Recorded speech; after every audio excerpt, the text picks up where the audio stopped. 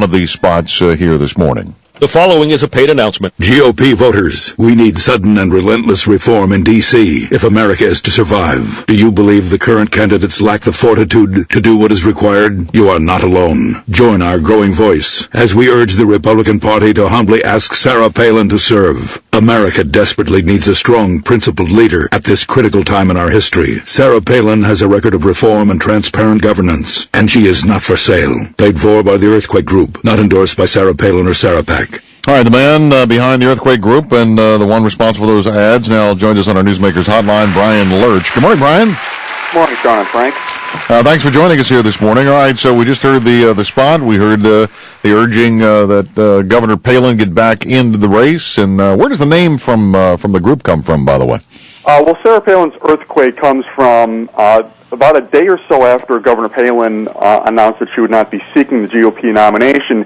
She appeared on a local Alaska radio show, and she was asked, well, is there anything that could get you to change your mind? And I think she said kind of half-jokingly, well, it would require some sort of high-magnitude earthquake to do that. So when Governor Palin's supporters heard that, they said, okay, well, let's be the earthquake. And so that's where the name Sarah Palin's Earthquake came from. All right, so we should say this is not a PAC or a super PAC, correct? That is correct. We are not a PAC. So you are basically a group of grassroots citizens concerned for the country, and you don't like any Republican in the current field?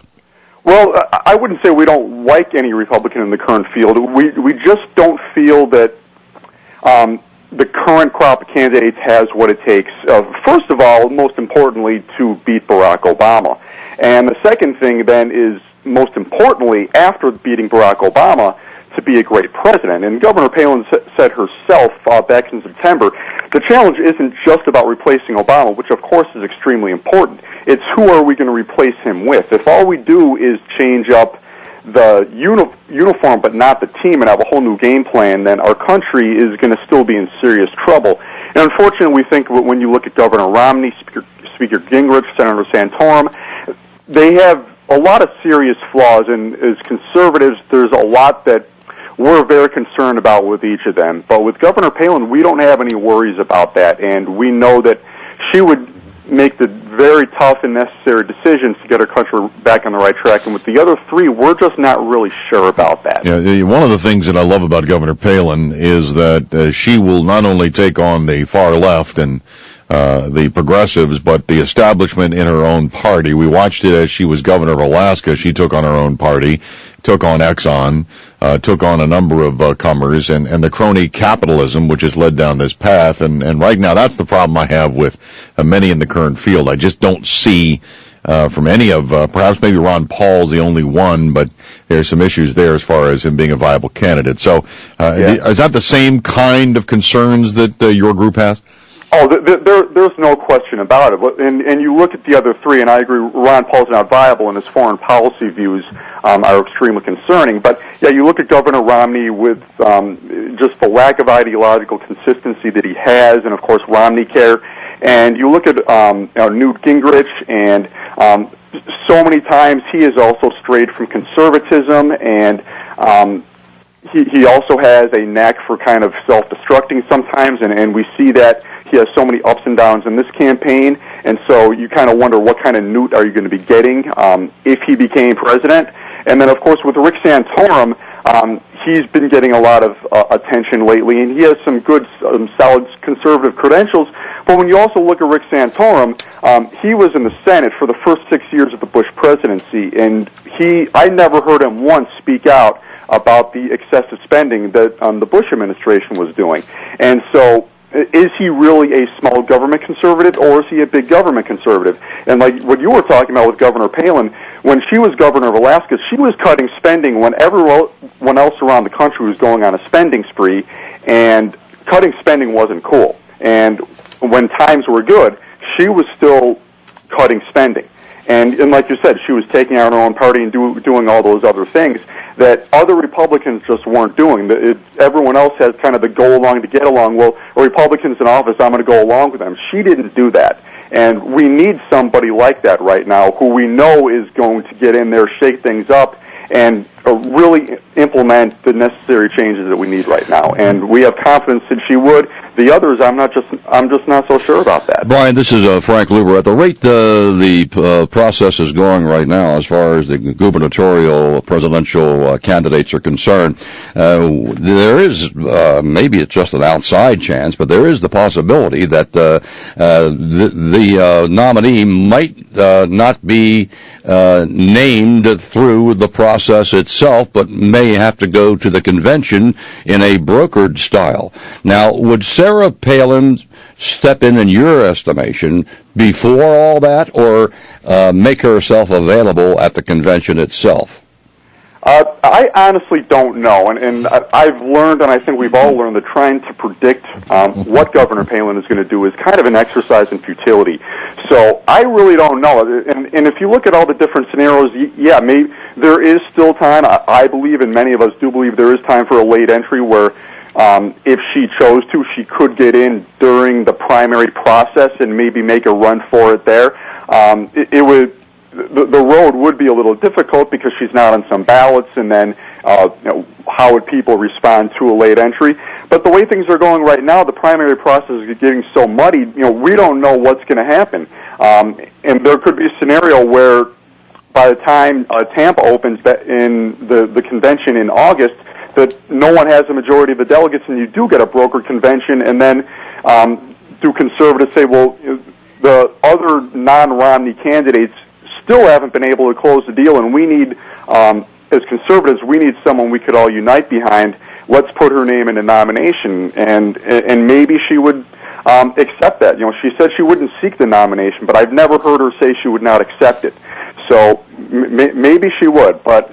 Well, I agree with you that if she got in at this late date, I mean, Super Tuesday is just about 3 weeks away or March so. the 6th, yeah. And it would seem to me that that would be an uphill battle for her, and her best option may well be, and maybe this is in the back of her mind to keep this process going, because she's probably done the numbers herself, calculating that there will be nobody getting 1,144 delegates. So at that point, then she would be a viable option in the brokered convention. There is definitely that possibility, and in the time that I've been following politics, I've never heard at such an early stage. People were talking about, even after Iowa, right around Iowa, conservatives and other Republican pundits were talking about the possibility of a brokered convention, and others were talking about that they actually want a brokered convention, and you just don't hear about that nowadays. But back in the 2008 Democratic primary, you heard that was an outside possibility, but I've never heard so many people talking about this right now, that not only is that a possibility, but so many people would like to see that, because there's just so much dissatisfaction with the current crop of candidates across the board. You look at turnout, what it was in Nevada and in the 3 contests the other night, and I think even in Florida, turnout has been dangerously low. And then also, back in the Florida primary, they did a poll of the people who voted. This is only the people who voted, and I think 38 or 39% of them said that they were dissatisfied with the current field.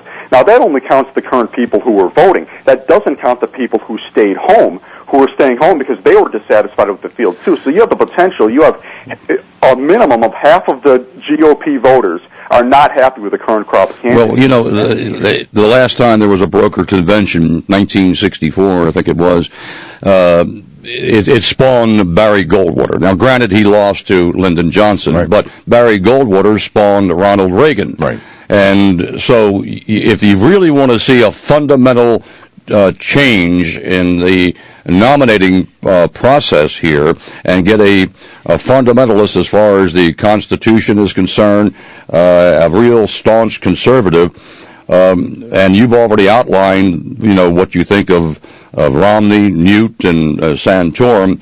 Maybe the best bet is somebody who is not in the current crop of candidates right now, and it could be Sarah Palin, it could be Jim DeMint, it could be almost anybody.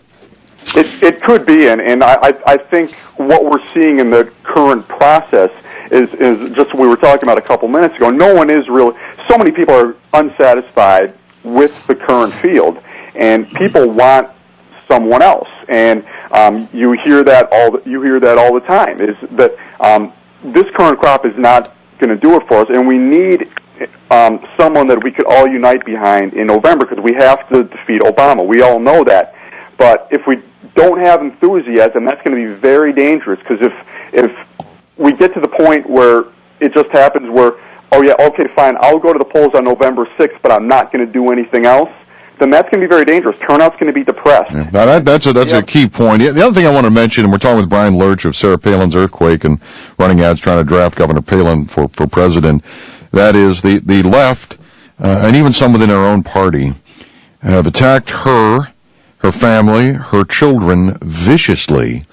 And I can understand why Governor Palin doesn't want to put her family through that again. I mean, do you think that is the main reason at this point that she's decided she doesn't want to run? I don't know the answer to that. She's never. She gave her statement on October 5th, and she did mention family. So there's a possibility that because of all the attacks, maybe it got to be a little too much. There might be other reasons that we don't know about. I'm really not sure. Yeah, the attacks have been horrible against her, and it's in the time that I've been following politics, it's like nothing I've ever seen, especially going after her family. There are people who have attacked her young child with Down syndrome, which is despicable. So that could have been a factor in her decision, but over the past 3 years, she has weathered those attacks as well as anyone I've ever seen, and it seems like she was always willing to get in the fight despite that, and oftentimes it seems that made her stronger and even more determined. And as Palin supporters and as conservatives, when we see the attacks on her, it makes us even more determined to continue to fight for her on her behalf and to continue to have her back. And if she were to get in this race at any time, or even if she just decides not to and gets in at a later time, and even if she doesn't, I think she knows, and her family knows, that all of us have her back, and we always will. All right. If folks want to support, contribute, or get in touch with you, how do they do that? Well, there's a Facebook group, Sarah Palin's Earthquake. That's where a lot of this is originated from, and that's where a lot of the activists go to. So you could go on there on Facebook, and you could join the group, and we're going to continue to do more stuff. We're in this for the long haul, so I would encourage everyone to do that and get involved, and as conservatives to say we're not going to settle, and let's go for what we believe is the best alternative out there. Very good. Brian Lurch, thanks again for joining us here this morning. Appreciate it. Thanks for the opportunity. All right, Brian Lurch from Sarah Palin's Earthquake. Check him out on Facebook. Traffic and weather first. Here's the update with Chuck Whitaker. Thank you, Sean. Morning, everybody. We have a new accident in Howard County. It's I-70 eastbound at Route 94. It's at Woodbine Road, exit 73.